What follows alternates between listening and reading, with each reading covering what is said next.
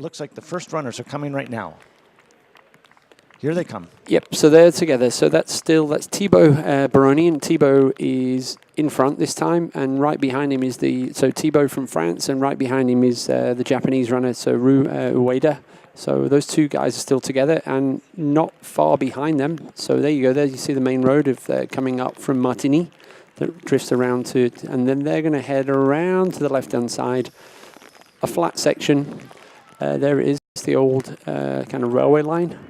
You'll see them coming from right to left. There they go, pretty fast. And then all of a sudden, boom, right turn, descent, and directly opposite in the background, you can see the climb that they're actually going to go up to the next climb, which takes them up to Catone. So they head down here into Triant. Yes, Triant is down there between where the cloud is blowing up from. You can see the cloud moving around. That's where Triant is. Yep, and they're just loving this kind of flatter terrain that they can just stretch their legs on. Yeah, they had a 2-minute lead, those two, from the Swiss runner Mark Lauenstein from Team Salomon at the top of that climb. So there's the third runner, and I think, well, I expect quite close by should be the fourth. But yeah, there's your top three already into Col de la Forclaz. And very quickly, we will see. We're probably going to have a split screen pretty soon. The second screen will be showing the runners down in the village of Triant. And I think we said at the start of the race that one of the senior voted officials of Triant is actually running the race today. So he'll get a big cheer when he comes through later on. Yeah, I hope we get the identification of him. We haven't met him yet, so no. We're not able to identify him. He's one of the crowd today. There we go, fourth position. I think that looks like the South African. So that's going to be Kane Riley in fourth. I think the other guy was, and then we go. Here's the fifth runner, which could well be the Frenchman Thomas Angeli. That would kind of make sense.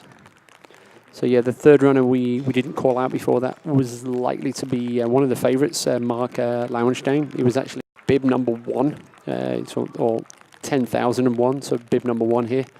Ru Ueda, bib number 5, and Thibaut Baroni in bib number 6. So yeah, those guys are fulfilling their pre-race rankings.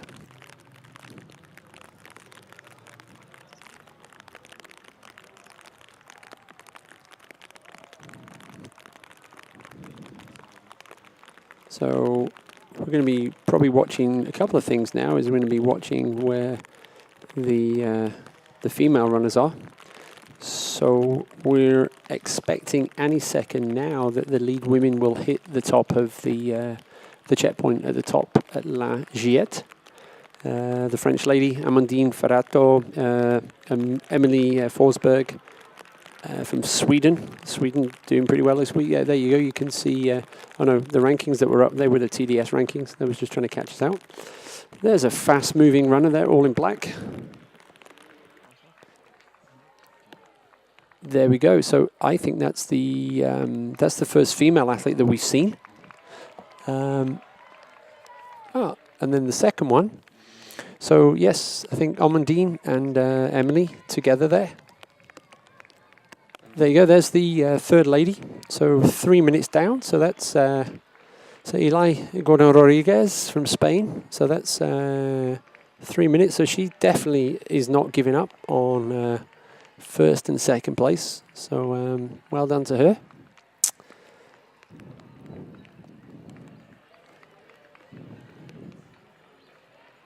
And she's in full waterproof jacket protection. Making the assumption that running in Spain is not normally, the weather is not particularly like this. But there she goes.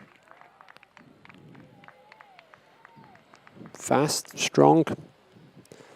There we go, being chased down by one of the male runners.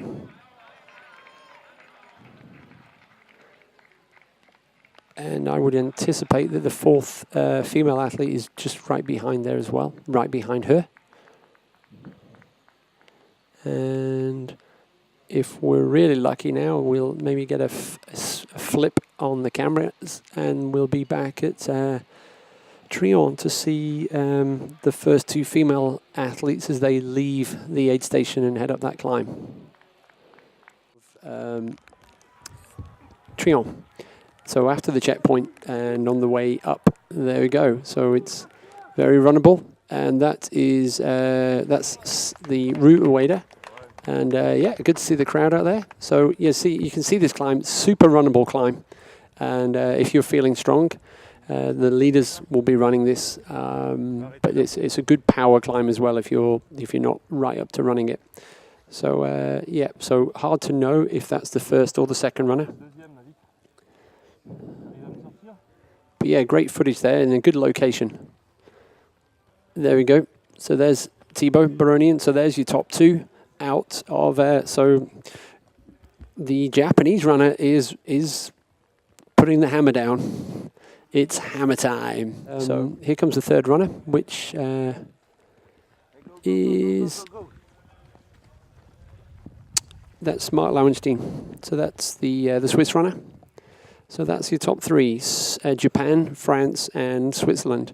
So good mixture there. So that's your top 3 out of Trion. So they are at kilometer 25.7. They've climbed 1,672 meters. So they've got another 31 Ks of running to do, and they've got another 1,800 meters of climbing to do, which is 2 more climbs. Yep, here they are.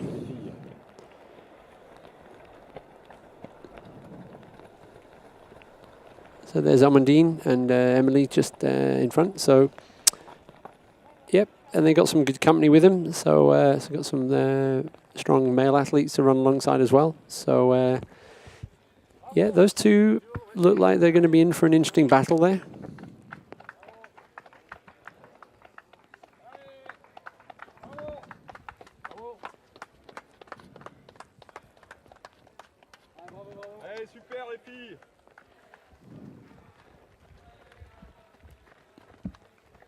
They're not running together, so Amandine is just, well, putting the hammer down.